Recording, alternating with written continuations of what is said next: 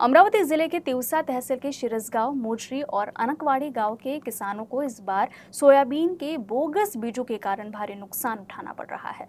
किसानों ने बापना कंपनी के सोयाबीन बीज की बुआई की थी, लेकिन 15 दिनों के बाद भी इन बीजों से एक भी अंकुर नहीं निकला, जिससे किसानों को भारी नुकसान हुआ है। शिरसगांव के कई किसानों ने भरपूर उत्पादन के वादे पर बापना कंपनी का बीज खरीदा था, लेकिन अब ये बीज बोगस साबित हुआ है। किसानों ने बड़ी आस के साथ बुआई की, लेकिन करीब 15 दिन बीतने के बाद भी उनके खेत में बीज नहीं उगे, जबकि जिन किसानों ने ये बीज नहीं लगाए थे उनके खेतों में अंकुरित सोयाबीन नजर आ रहा है। तो वही जिन्होंने बापना कंपनी का बीज इस्तेमाल किया, उनके खेतों में एक भी बीज नहीं उग पाया, जिस वजह से लगभग 60 हेक्टेयर जमीन पर फसल प्रभावित हुई है, जिससे किसानों पर शुरुआत से ही आर्थिक संकट मंडराने लगा है। इससे किसानों को दोबारा बुआई करनी पड़ेगी, जिससे खर्च और श्रम दोनों दोगुना हो जाएंगे। अब किसानों ने बीज विक्रेता और कंपनी के एरिया मैनेजर को खेत में बुलाया और उन्हें स्थिति दिखाई। जांच के बाद कंपनी ने बीज में दोष स्वीकार किया और 2 दिनों में नुकसान की भरपाई देने का आश्वासन दिया। किसान अब प्रशासन से भी ठोस कार्रवाई की मांग कर रहे हैं।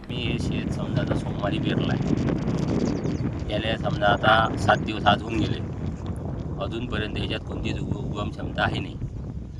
आणि दुसरी गोष्ट म्हणजे आमचा खर्च झाला, आता पुन्हा शेतकऱ्याला लागते, त्याची परिस्थिती आहे नाही शेतकऱ्याची।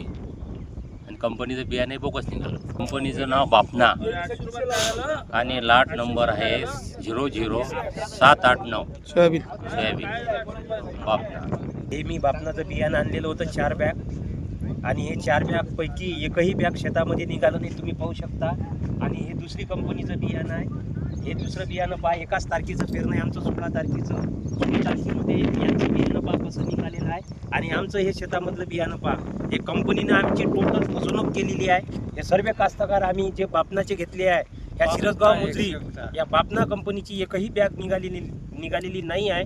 तरी आमचं म्हणणं एकच आहे कंपनीवाल्यांना, सरकारला, की आमचं जे लागणारा खर्च आहे फक्त इतकंच द्या, कारण आज आमची वेळ आहे हे 2 दिवस पेराची। आणि जर या 2 दिवसामध्ये जर पेरणं झालं नाही तर आमची वर्षभराची खायची सोय कशी लागणार आहे, यानं सरकारने या गोष्टीचा निर्णय घ्यावा, अशी आमची सर्व कास्तकाराविषयी विनंती आहे।